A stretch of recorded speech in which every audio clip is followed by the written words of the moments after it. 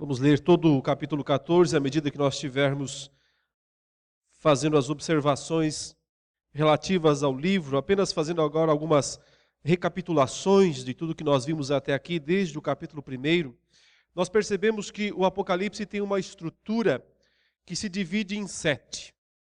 O número 7 está sempre ao longo do livro estabelecendo marcos. Esses marcos, que às vezes são bem explícitos e às vezes são um pouco mais implícitos, dividem o livro e ao mesmo tempo recapitulam a história. Ele não conta uma história que vai do capítulo 1 até o capítulo 22, como se fosse uma história progressiva, uma história linear. Ele conta uma história de forma cíclica. Ele está sempre começando, terminando, recomeçando, terminando outra vez, começando, terminando e assim por diante. Mas a cada vez que ele conta essa história, ele acrescenta novos detalhes e progride em direção ao grande final que está reservado para os últimos capítulos. Que história é essa? É a história da igreja. A história que começa lá na ressurreição de Cristo, na morte de Jesus, na ressurreição de Jesus, na ascensão de Jesus, a sua subida aos céus, na ordem que ele deu à igreja para pregar o evangelho em todo o mundo, e nas perseguições que decorrem disso ao longo de toda a história da igreja, até a segunda vinda de Jesus, o juízo final, o novo céu e a nova terra. Essa é a história que ele conta, a história da igreja vencedora, da igreja invencível, como o próprio Cristo disse, que as portas do inferno não prevaleceriam contra a igreja do Senhor. A igreja que é vitoriosa, apesar das lutas, apesar dos sofrimentos, das mortes inclusive, porque muitos cristãos, já no primeiro século e ao longo de todos os séculos, têm morrido pela causa de Cristo, ou têm sido perseguidos de tantas maneiras. As tentações que são permitidas por parte de Satanás, autorizadas por Deus, mas que são permitidas para que justamente Satanás tente a igreja, persiga a igreja, para que no final o Senhor Jesus, no seu retorno em glória, traga o futuro, a realidade do futuro para o nosso mundo, para a nossa época. Então, até aqui, até o capítulo 14, nós vemos 4 dessas grandes divisões. Só para relembrar, dos capítulos 1 até o 3, nós temos a visão de Cristo glorificado e 7 cartas para 7 igrejas. Aí está o primeiro 7.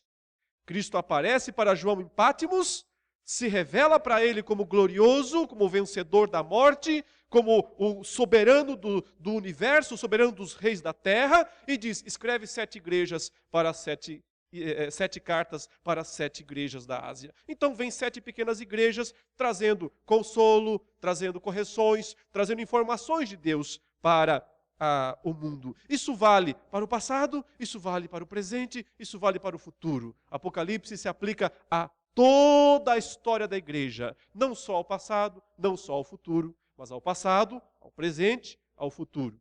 Depois dos capítulos 4 até o final do capítulo 7, a cena muda para o céu, onde o Senhor Jesus é recebido lá no trono de Deus e é coroado como Rei dos Reis e Senhor dos Senhores. Após sua vitória na cruz, após sua ascensão, ele chega lá no céu e é coroado, recebe um livro da mão direita de Deus. Esse livro tem 7 selos. Aí está o segundo 7, a segunda série de 7. À medida em que Jesus, então, abre os selos, vai abrindo este livro, ele vai liberando os decretos, os desígnios de Deus para toda a história da igreja, desde o começo da ordem de pregar o evangelho a todo mundo, que é o cavaleiro branco, até o juízo final, que está lá no 6º selo. E o 7º selo é só um recomeço da história. Ele narra apenas um silêncio no céu, que é justamente o que dá início à terceira série de 7 do Apocalipse, que está no início do capítulo 8, no versículo 2, e vai até o final do capítulo 11. Ele descreve o quê? As 7 trombetas de juízo e o testemunho da igreja diante do mundo. Sempre tem isso, uma série de 7 e alguma coisa que está acontecendo durante esses 7. A primeira série de 7 cartas para 7 igrejas e a visão do Cristo glorificado. A segunda série de 7 selos, mas depois da coroação de Cristo nos céus. Terceira série de 7, as 7 trombetas. E durante elas, também o testemunho da igreja no mundo. A igreja tendo que testemunhar do Evangelho e do Cristo na terra. E aí, nos capítulos 12 a 14, que nós temos a quarta grande divisão, que é a central na série de 7. Por isso também ela é a mais importante de todas elas, no sentido de que ela resume a história inteira de uma forma mais completa. Nós temos então a visão daquela batalha celeste do dragão que persegue a mulher, mas a mulher dá à luz o filho varão, que é Jesus Cristo. O filho varão volta aos céus vitorioso e expulsa o dragão dos céus. Ao expulsar o dragão, que é Satanás, ou seja, retira dele o poder de acusação, o poder de apontar para os defeitos, para os pecados do povo de Deus e exigir condenação, ele não pode mais fazer isso. Ele então é expulso para a terra. Quando ele desce à terra, furioso, porque ele perdeu, ele teve sua maior derrota, e essa derrota é irreversível, então o dragão chama 2 aliados aqui neste mundo, para perseguir essa igreja que ele odeia. Ele chama a besta que surge do mar, no capítulo 13, e depois a besta que surge da terra. A do mar, representando o poder perseguidor dos impérios. Lá nos dias de João, o Império Romano. Em toda a história, toda a organização humana que está sempre contra Deus. Todo o poderio humano, político, militar, econômico, que está sempre contra Deus. E que tenta com isso obrigar a igreja a ser infiel a Deus. A segunda besta, a da terra, representando a falsa religião. O poder corruptor da religião falsa, que é sedutor, que opera sinais, prodígios, mas que engana. Por quê? Porque apregoa um falso evangelho, não o verdadeiro, não o do Cristo crucificado. E esta falsa religião, unida à primeira besta, que é o poder econômico, militar, político, impõe sobre todo mundo uma marca. Quem recebe a marca tem privilégios perante o mundo. Quem não recebe a marca tem sérios problemas diante do mundo. É restrito, não pode mais desempenhar livremente suas funções. Vai sendo excluído da sociedade, vai ficando de lado. E assim impõe-se o grande teste para a igreja. Ela é fiel a quem? Ao Cordeiro ou ao mundo? Receber a marca da besta é viver o padrão mundano. É fazer aquilo que o mundo apregoa como certo, como correto. Quem faz isso tem vantagens no mundo. Quem não faz isso sofre perdas, restrições perante o mundo. E aí, aquele que se deixa marcar, por sua vez, reconhece estar fora da igreja de Deus. Porque todos são marcados, todos, neste mundo. Uns recebem a marca do mundo, a marca da besta. Outros recebem a marca de Deus, do Pai, do Filho e do Espírito Santo. E cada um vive, tem que viver, em respeito a essa marca que tem. Depois disso, então, agora, nessa quarta sessão, vai iniciar a próxima série de 7. São 7 vozes. 7 vozes celestes. 7 pronunciamentos celestes. Que apregoam, basicamente, as razões da vitória da igreja e, ao mesmo tempo, as punições destinadas àqueles que são marcados com a marca da besta. O verso 1 do capítulo 14 diz: Olhei, e eis o Cordeiro em pé sobre o monte Sião, e com ele 144.000, tendo na fronte escrito o seu nome e o nome de seu pai. Ouvi, olha aí, uma voz do céu, é a primeira dessa série de 7, uma voz do céu, como voz de muitas águas, como voz de grande trovão. Também a voz que ouvi era como de arpistas quando tangem a sua harpa. Entoava um novo cântico diante do trono, diante dos 4 seres viventes e dos anciãos. E ninguém pôde aprender o cântico, senão os 144.000 que foram comprados da terra. São estes os que não se macularam com mulheres, porque são castos. São eles os seguidores do Cordeiro por onde quer que vá. São os que foram redimidos dentre os homens, primícias para Deus e para o Cordeiro.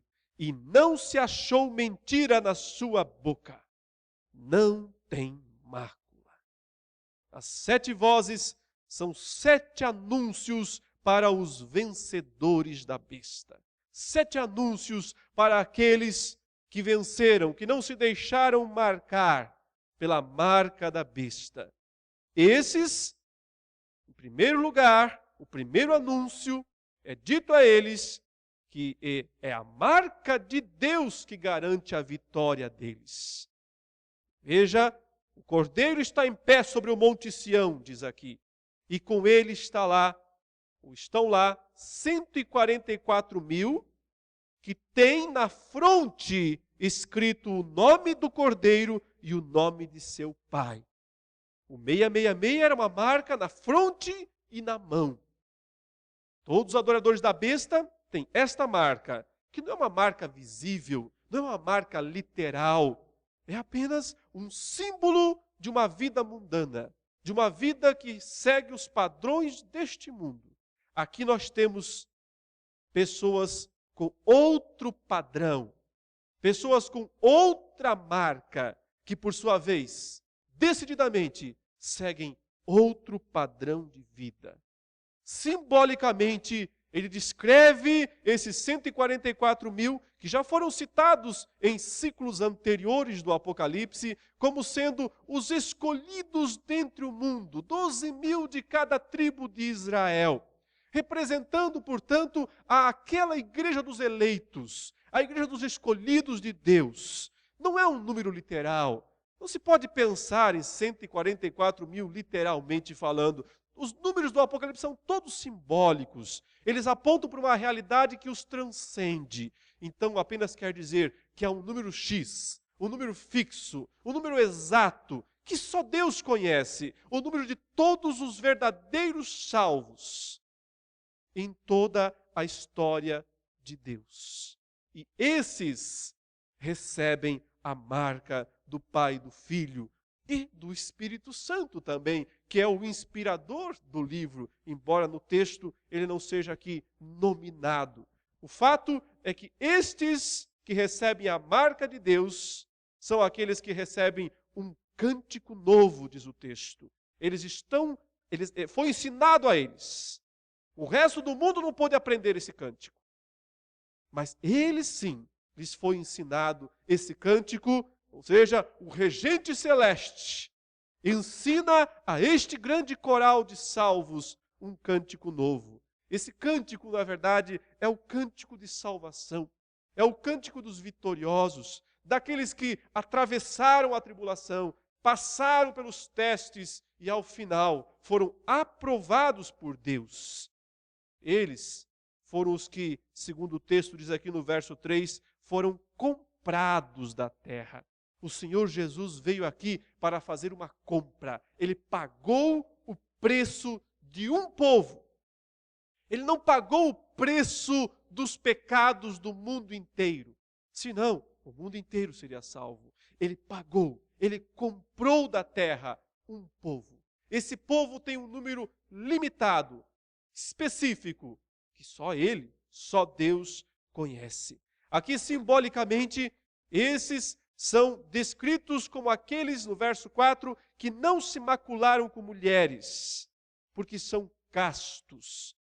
É preciso entender o simbolismo da passagem. Até porque, em lugar algum na Bíblia, nós encontramos algum tipo de condenação divina ao casamento. Ao contrário, o casamento está na própria ordem da criação. O casamento é algo que glorifica, que dignifica a Deus. Portanto, o Senhor não considera uma classe especial de homens que não se relacionaram com mulheres e que ficaram castos, que ficaram solteiros a vida inteira, como se isso fosse uma classe superior. Nós temos que pensar aqui em outro sentido, que é o sentido de que a igreja do Senhor é representada perante Ele como uma noiva. Essa noiva precisa ser casta. Essa noiva precisa ser virgem. Então, o simbolismo é o mesmo. Quando ele diz, esses são castos, ele está descrevendo a igreja como uma noiva, como uma virgem que se apresenta pura, sem mácula perante o Senhor. Mas é preciso lembrar que ela não tem essa característica por si mesma, inerente.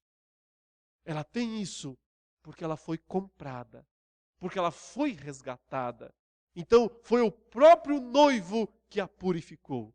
Foi o próprio noivo que a limpou. Ela não era pura por si mesma, mas o noivo é que a purificou através do seu próprio sangue. O texto continua dizendo que esses são os seguidores do Cordeiro, por onde quer que vá.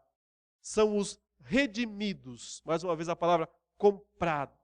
Aqueles que estão com o Cordeiro, aqueles que seguem o Cordeiro, são os discípulos. Ninguém pode pertencer a Cristo, se não anda com Ele.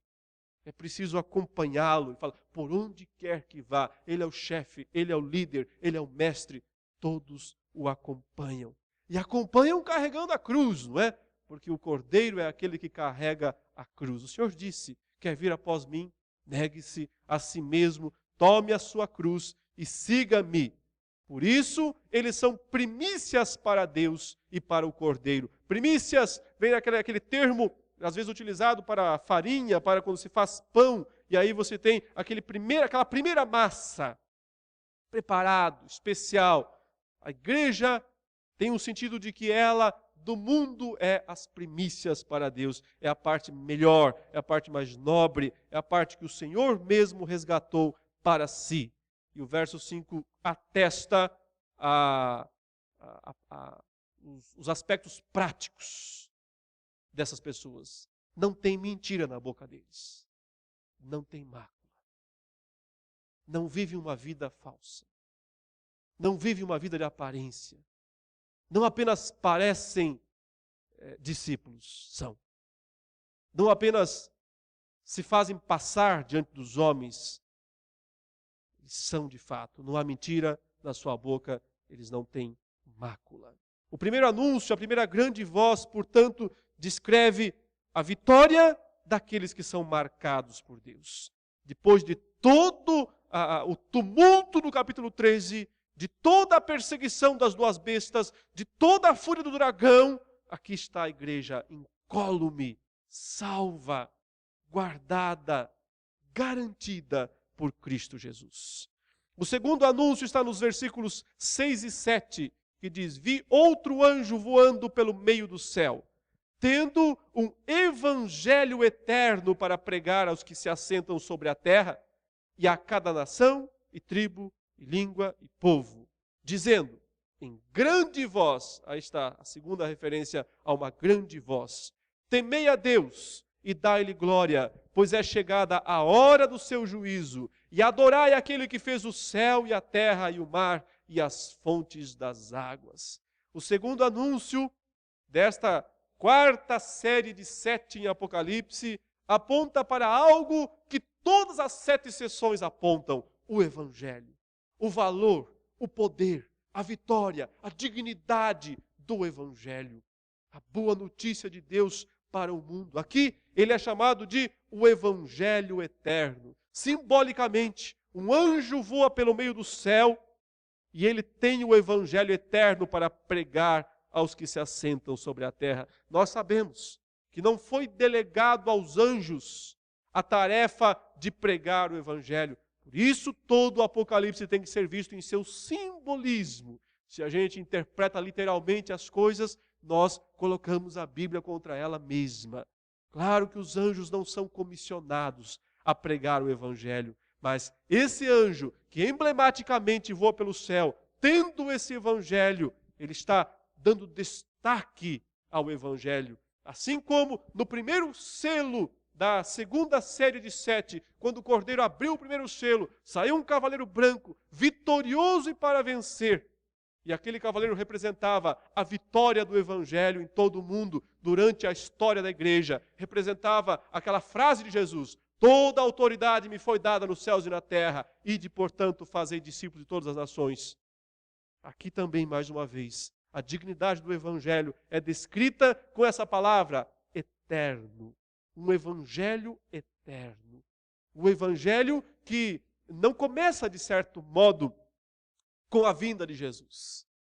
Ele se consuma com a vinda de Jesus. O Evangelho começa em Gênesis 3,15. Quando após o pecado do ser humano, o Senhor prometeu uma libertação. O Senhor prometeu salvação ao seu povo. A salvação de Deus, de Gênesis a Apocalipse, é pelo Evangelho, é pela graça. Aquele entendimento de Antigo Testamento, lei, Novo Testamento, graça, é um entendimento equivocado a respeito da palavra de Deus. A palavra de ordem da Bíblia é graça, de Gênesis a Apocalipse. A palavra de ordem da Bíblia é Evangelho, de Gênesis a Apocalipse. Porque no Antigo Testamento as pessoas eram salvas pela fé no Salvador que viria e que consumaria os sacrifícios que eles realizavam diariamente no templo.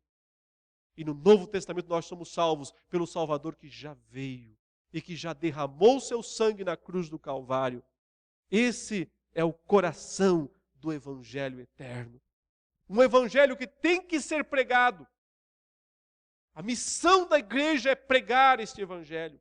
A missão da igreja é advertir aos homens. Observe a grande voz dizendo algo: temei a Deus e dai-lhe glória, pois é chegada a hora do seu juízo. O Evangelho tem esse poder de comover os homens, de produzir comoção nas pessoas, anunciando o que elas devem fazer, porque se não fizerem, receberão o juízo de Deus. Por isso, o Evangelho, ao mesmo tempo, é uma oferta de salvação, também é um anúncio de condenação. Porque todo aquele que rejeita o Evangelho está antecipadamente condenado, sem qualquer outra possibilidade de salvação.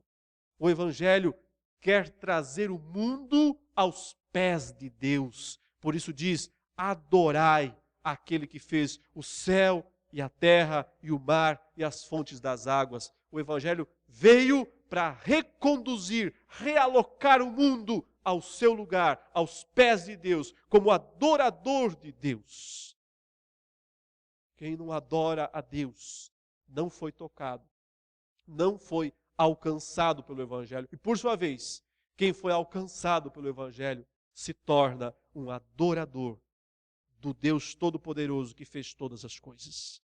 Então vem a terceira voz no verso 8, seguiu-se outro anjo, o segundo desta série de 3 anjos que anunciam aqui dos versículos 6, 7, 8 e 9, porém a voz já é a terceira, porque nós temos lá no início a primeira, a grande voz. Então, embora ele diz, seguiu-se outro anjo, o segundo, mas a voz já é a terceira, dizendo: caiu a grande Babilônia, que tem dado a beber a todas as nações do vinho da fúria da sua prostituição.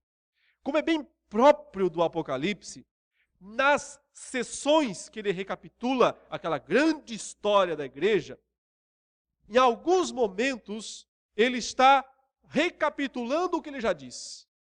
Mas em outros, como é esse o caso, ele está antecipando o que ele vai dizer. Ele ainda não nos explicou o que é essa Babilônia. Não nos disse ainda com detalhes o que é essa cidade, qual é o significado dela. Mas ele já antecipa a história dizendo: ela vai cair. Ela está destinada a cair. Caiu a grande Babilônia, que tem dado a beber, ele diz, a todas as nações do vinho da fúria da sua prostituição. Babilônia, na verdade, é o terceiro dos grandes aliados do dragão que surge em Apocalipse. O dragão tem 3 poderosos aliados para perseguir, para seduzir, para tentar a igreja. Primeiro aliado, a besta do mar. Segundo aliado, a besta da terra. Terceiro aliado, Babilônia. Nas próximas sessões, ele vai descrever com detalhes quem é, o que é e como cai essa Babilônia. Mas de cara já existe a garantia: ela vai cair.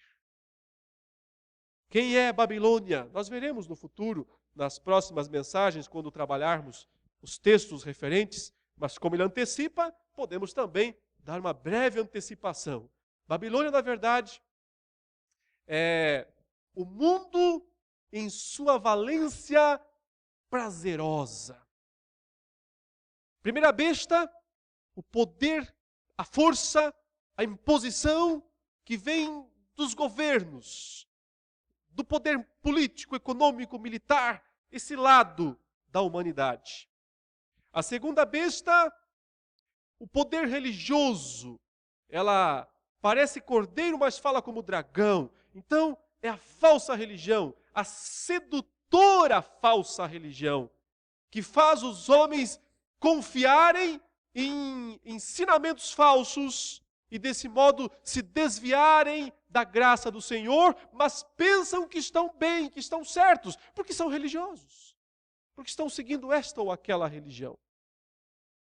E o terceiro aliado aqui é o mundo em sua valência atrativa, prazerosa. Quando ele descrever mais para frente, em detalhes, Babilônia, ele vai apontar para os aspectos refinados da vida. Ele vai apontar para aqueles aspectos que são apetitosos, que são atrativos, que apetecem os desejos humanos.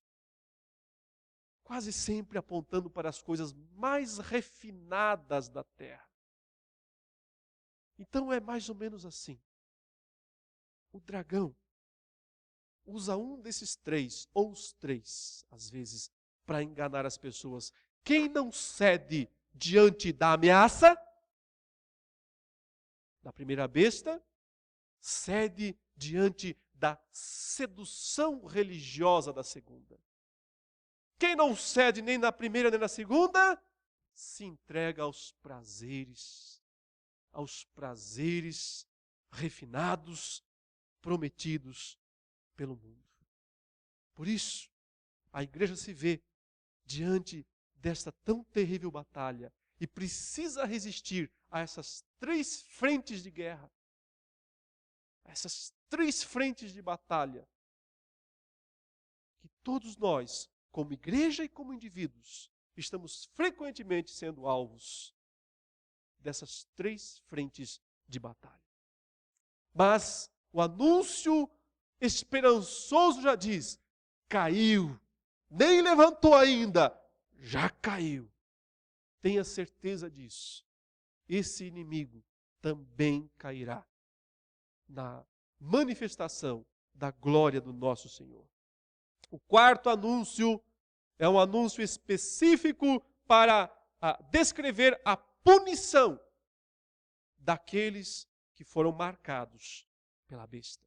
Seguiu-se a estes, diz o versículo 9, outro anjo, o terceiro, embora a voz já seja a quarta, dizendo, olha aí, em grande voz: se alguém adora a besta e a sua imagem e recebe a sua marca na fronte ou sobre a mão, também esse beberá do vinho da cólera de Deus, preparado sem mistura, do cálice da sua ira e será atormentado com fogo e enxofre diante dos santos.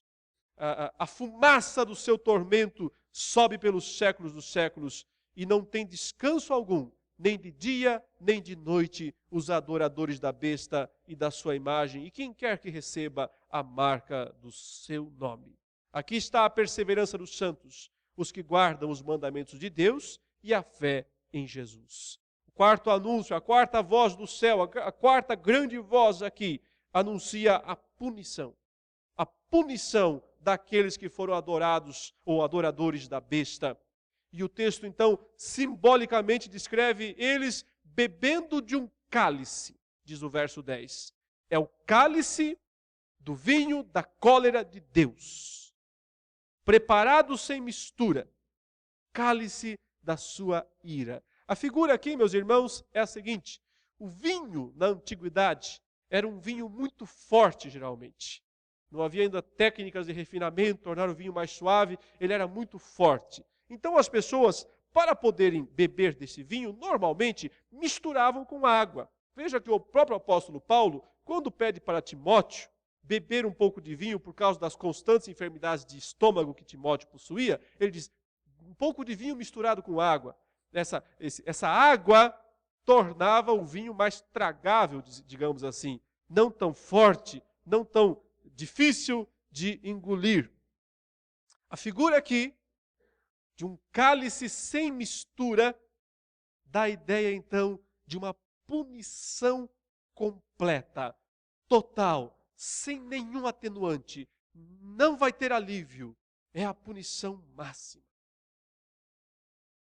Hoje, neste mundo, Deus demonstra simultaneamente ira e graça. A Bíblia diz que Deus mostra a sua ira dos céus contra toda a impiedade e perversão dos homens que detêm a verdade pela injustiça, lá em Romanos 1, 18, 19. Pois bem, por um lado, a ira de Deus já está sendo demonstrada nesse mundo, mas não é uma ira plena, não é uma ira pura, é uma ira misturada com graça comum, não só graça especial, que é a graça salvadora, mas também graça comum, no sentido de que Deus manda sol, chuva, para bons, para maus, no sentido de que Deus não está derramando toda a sua punição sobre os pecadores. Ao contrário, Ele ainda é longânimo, Ele ainda é paciencioso com os seres humanos. Então, o cálice da ira que é hoje bebido no mundo é um cálice misturado, atenuado, enfraquecido, com elementos de graça, elementos de misericórdia de Deus. Mas isto aqui diz respeito a um cálice 100% ira. 100%. Não há um elemento atenuador. Não há um pouquinho de água nesse vinho. Ele é puro, ele é total, ele é completo. Essa é a punição do lago de fogo, do lago que arde com fogo e enxofre. Note que o texto inclusive diz que eles serão atormentados com fogo e enxofre. Ele não antecipou ainda o lago, ele vai explicar sobre esse lago de fogo e enxofre lá no final do livro. Mas agora já disse aqui, fogo e enxofre. Obviamente que também isso é simbólico. Não se deve esperar um lago verdadeiro com fogo, com enxofre, mas deve-se esperar o tormento que esses elementos simbolizam. Trazem à nossa mente uma ira total, uma ira completa e eterna. O verso 11 diz, a fumaça do seu tormento sobe pelos séculos dos séculos. Não há alívio, não há interrupção. É pelos séculos dos séculos. Olha a descrição, não tem descanso algum. Nunca. Nem de dia, nem de noite. Os adoradores da besta e da sua imagem, e quem quer que receba a marca do seu nome. Muitas pessoas não temem o inferno, o lago de fogo, pensam que talvez não será tão ruim, Eu vejo de vez em quando as piadinhas por aí, né, escrevendo que o inferno até tem uma coisa de bom, que tem uma coisa de vantajoso. Ilusão. Total ilusão. A descrição é do mais puro, do mais completo, do mais absoluto desespero. Sem descanso, sem folga, sem interrupção, sem pausa, pelos séculos dos séculos. Trocar uma vida aqui, uns poucos dias talvez de prazeres em Babilônia, por uma eternidade. Mau negócio, péssimo negócio. Mas tantos têm vivido sua vida aqui, se esquecendo destes séculos dos séculos. E por isso o versículo 12 diz: aqui está a perseverança dos santos. No sentido de dizer, entendeu por que vale a pena aguentar? Entendeu por que vale a pena suportar todas as pancadas que vierem deste mundo? Aqui está a perseverança dos santos, os que guardam os mandamentos de Deus e a fé em Jesus. Entendeu por que vale a pena? Porque você estará livre disso. Porque você estará livre dessa fumaça, desse tormento que sobe pelos séculos dos séculos. Entendeu por que vale a pena? Se algum de nós experimentasse um pouquinho mesmo desse lago de fogo, nós entenderíamos de fato, completamente, por que vale a pena. Mas não precisamos e não iremos experimentar. Confiemos então na palavra, no que está escrito, no que está revelado e por que vale a pena perseverar até o fim. E suportar o que tiver que suportar deste mundo.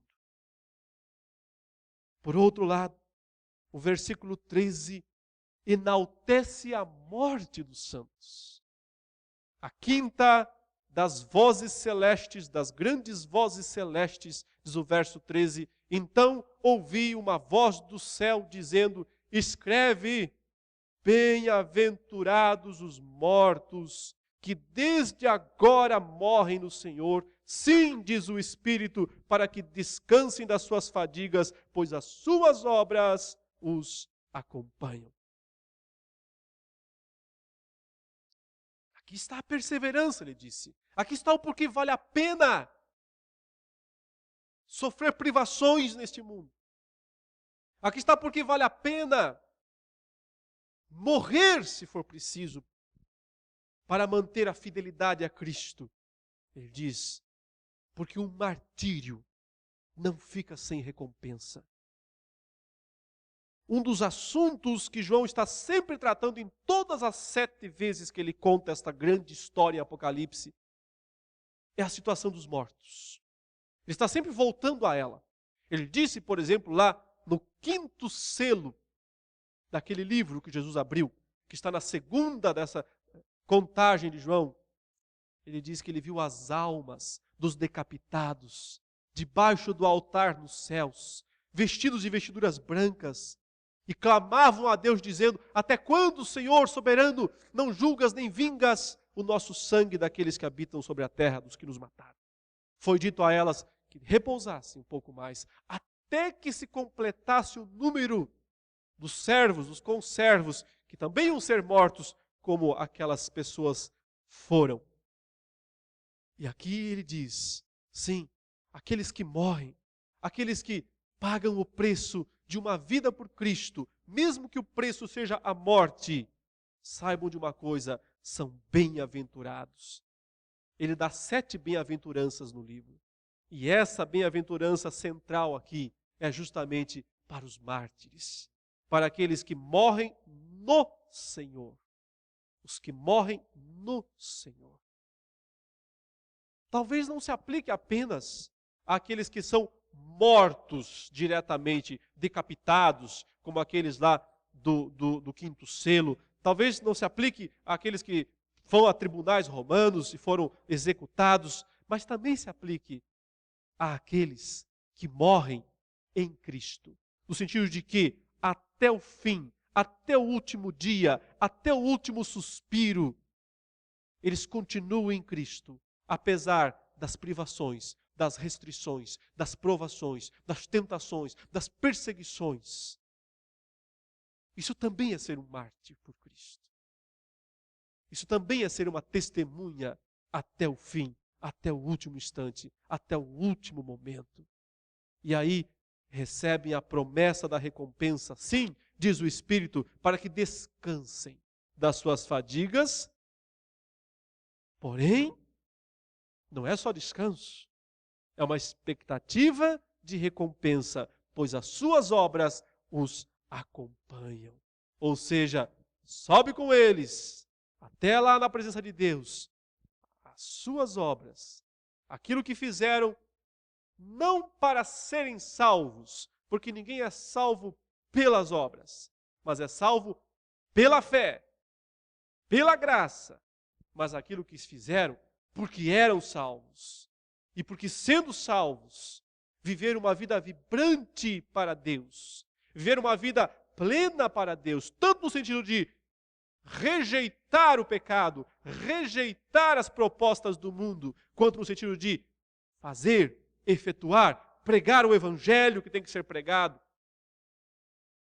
e testemunhar com obras e com palavras da glória de Cristo. Esses, a conta celeste deles está garantida, esta é a ideia. A conta celeste está garantida, ninguém vai mexer no seu patrimônio. Naquele tesouro lá que Jesus disse que valia a pena ser acumulado. Não acumuleis para vós outros tesouros sobre a terra, onde a traça ferrugem, corrói, o ladrão rouba. Acumuleis para vós outros tesouros nos céus.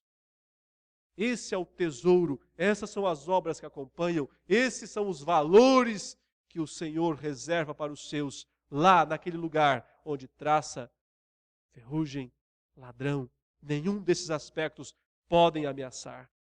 O sexto anúncio é o anúncio do ato divino final, de recolher o trigo. Agora, as duas vozes finais aqui, a sexta e a sétima, vão estabelecer um contraste entre o trigo recolhido e as uvas esmagadas. Isso é uma figura dupla daquilo que provavelmente o João Batista já havia anunciado a respeito da missão de Jesus. Ele falou, o que vem depois de mim é mais poderoso do que eu, não sou digno de desatar suas sandálias. Ele vai fazer o seguinte, duas coisas. Vai recolher o trigo no seu celeiro e vai queimar a palha em fogo inextinguível. Então, ao mesmo tempo em que ele salva os seus, ele destrói aqueles que não lhe pertencem. O sexto anúncio celeste mostra o recolher do trigo. O sétimo mostra o esmagar das uvas. Olhei, diz o versículo 14, e eis uma nuvem branca. E sentado sobre a nuvem, um semelhante a filho de homem, tendo na cabeça uma coroa de ouro, e na mão uma foice afiada. Outro anjo saiu do santuário, gritando em grande voz, para aquele que se achava sentado sobre a nuvem, toma a tua foice e ceifa, pois chegou a hora de ceifar, visto que a seara da terra já amadureceu. E aquele que estava sentado sobre a nuvem passou a sua foice sobre a terra, e a terra foi ceifada. Então, assim como a figura também de João, capítulo 4, em que Jesus diz, olha os campos que já estão brancos, prontos para a colheita, lá também significava o povo eleito que estava preparado para ser salvo. Aqui, portanto, eu interpreto essa figura como sendo aquele momento final em que Cristo retira a sua igreja do mundo. Então nós teríamos aqui uma menção àquilo que Paulo descreve nas suas cartas, especialmente aos Tessalonicenses, o arrebatamento da igreja. O Senhor Jesus retirando a sua igreja do mundo. porque depois que ele retirar, vem o esmagar das uvas, vem a destruição dos ímpios, dos perversos. Assim, o arrebatamento nunca é no começo, nunca é uma ideia pré-tribulacionista. É sempre depois da tribulação, é sempre depois da provação, depois de enfrentar os inimigos, depois de ser testado, depois de enfrentar o mal. Aí, passou no teste, venceu, morreu até mesmo, como é o caso aqui da quinta voz. Então chega a hora do Senhor recolher a sua igreja. Uma figura que vem do Antigo Testamento, do arrebatamento, é a figura de Deus mandando seus anjos retirarem Ló e sua família de Sodoma e Gomorra. Os anjos descem às cidades da campina e os anjos vão lá e retiram a família de Ló. Pegam pela mão, não queriam sair, e os levam para fora da cidade. Assim que eles estão fora da cidade, chove fogo e enxofre sobre as cidades da campina. Portanto, o arrebatamento da igreja não é Deus livrando a igreja da tribulação, não é Deus livrando a igreja da perseguição do mundo, é Deus livrando a igreja do seu juízo sobre o mundo. É Deus retirando a igreja antes que Ele destrua tudo o mais. Para não destruir a sua igreja com o mundo, Ele a retira antes. Ele não retira a igreja para não ser perseguida. A igreja precisa ser perseguida. Está no script, está no plano de Deus, que ela seja perseguida. Porque isso é um teste para a fé verdadeira, mas não está no plano. Que ela seja destruída com o mundo nos flagelos de Deus. Portanto, o arrebatamento acontece antes que Deus derrame os flagelos dele sobre o mundo.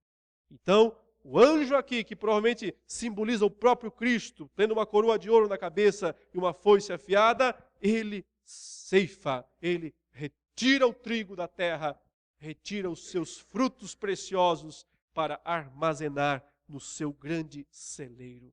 Mas aí vem a parte final. A sétima grande voz anuncia a destruição deste mundo. Diz o verso 17: Então saiu do santuário que se encontra no céu outro anjo, tendo ele mesmo também uma foice afiada. Saiu ainda do altar outro anjo, aquele que tem autoridade sobre o fogo, e falou em grande voz, aí está a sétima vez a menção de uma voz celeste, ao que tinha a foice afiada, dizendo: Toma a tua foice afiada e ajunta os cachos da videira da terra, porquanto as suas uvas estão amadurecidas. Então o anjo passou a sua foice na terra e vindimou a videira da terra e lançou-a no grande lagar da cólera de Deus. E o lagar foi pisado fora da cidade e correu sangue do lagar até os freios dos cavalos, numa extensão de 1.600 estádios. A figura final é a figura do esmagar das uvas, que o texto diz, estão amadurecidas, no sentido de dizer, a iniquidade do mundo chegou no teto. É uma figura do Antigo Testamento de quando a plenitude do mal alcança o seu nível máximo, então Deus reage, então Deus vinga, então Deus destrói. Aqui, o sentido é esse. Deus permitiu, está permitindo, permitirá que o mal cresça na sociedade, até chegar no último nível, no último limite. Isso significa tempos de impiedade cada vez maiores, tempos de lascívia, tempos de perversões, tempos de violência, tempos de pecado aflorando cada vez mais em todo o mundo, até que fique maduro, até que chegue ao ponto máximo do mal. Então chegará a hora das uvas serem colhidas. Elas são colhidas, mas não são recolhidas, elas são jogadas no lagar. O lagar era aquele grande, um recipiente enorme em que se jogavam lá dentro as uvas para que as pessoas pisassem. E ao pisar, saía o suco para então produzir depois o vinho. Aqui no sistema bem primitivo, de realizar, de extrair o vinho da uva para depois ser fermentado.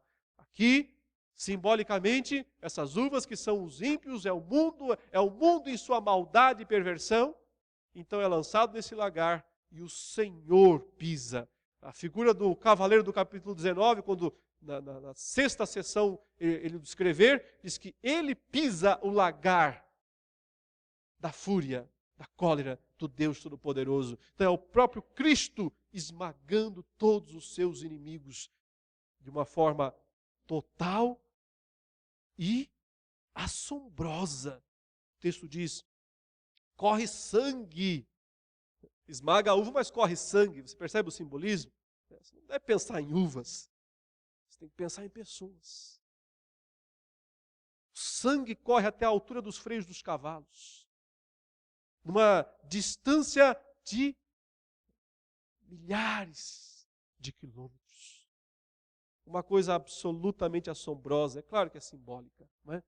Ninguém está querendo imaginar isso de forma literal, ou não deveria, pelo menos, tentar imaginar isso de forma literal, mas perceber uma completa e total destruição deste mundo. E assim finaliza a quarta, a maior das sessões, né, recapitulativas aqui do Apocalipse. E o que aprendemos com essa grande quarta sessão, né, desde o capítulo 12 até aqui, aprendemos que o nosso Deus reina, que Cristo venceu, triunfou sobre Satanás, o expulsou do céu, precipitou a terra. E aí está a explicação da fúria dele e por que ele, o dragão, Satanás, persegue a igreja com seus 3 aliados. A primeira besta, a segunda besta e Babilônia, que já é aqui pré-anunciada e também anunciada a sua queda. Ao mesmo tempo, a igreja, no meio de toda essa turbulência, tribulação, precisa se manter pura, santa, casta. Diante da prostituição do mundo, ela tem que se manter pura, santa, casta. Ao mesmo tempo, a igreja precisa pregar o evangelho para um mundo que não quer ouvir o evangelho, mas ela tem que pregar esse evangelho confiando no poder de Deus, confiando na intervenção dos céus na terra. Enquanto isso, se preciso for, ela resiste às marcas da besta, ela sucumbe e morre se for necessário pela causa de Cristo, mas ao mesmo tempo ela sobe e as suas obras o acompanham. Ela está garantida a sua conta celeste acumulada por tudo que ela faz aqui na terra. E finalmente, chegará o dia quando o Senhor recolherá o trigo no seu celeiro, mas pisará as uvas no lagar da ira de Deus. Por tudo isso, nós aprendemos que vale a pena ser crente e vale a pena ser fiel a Deus. Agora, é muito perigoso ser um crente mentiroso. É muito sério, é muito arriscado. Por quê? Porque está correndo o risco de enfrentar o lagar da ira. Porque está correndo o risco de enfrentar e beber o cálice sem mistura pelos séculos dos séculos, sem descanso.